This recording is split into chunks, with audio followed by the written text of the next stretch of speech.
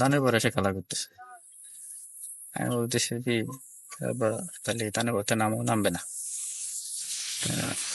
ওর খেলা করা দেখে ছোটবেলার কথা মনে পড়ে গেল, যে ছোটবেলায় এমন দুষ্টুমি আমরা করছি। এখন বড় হয়ে গেছে, এখন তো আর করা হয় না।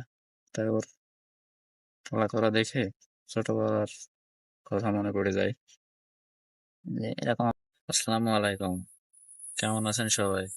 আশা করি আল্লাহর রহমতে সবাই ভালো আছেন। সকালবেলা ঘুম থেকে ওঠার আগে দেখে আমার কাকা আমাকে ডাকতেছে, যে ঠিক আছে বলতেছে, ওঠার কথা বলতেছে আর কি।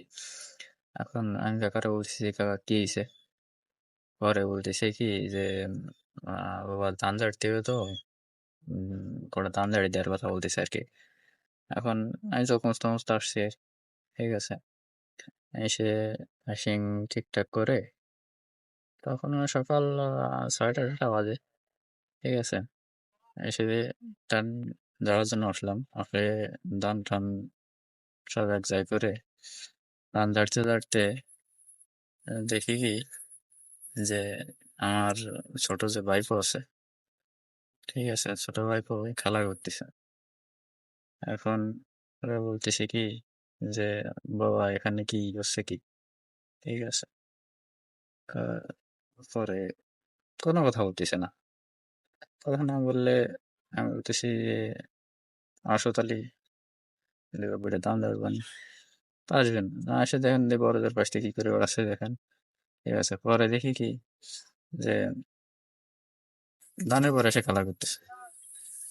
আমি বলতেছি কি, বা তাহলে ধানের পরে নামবে না।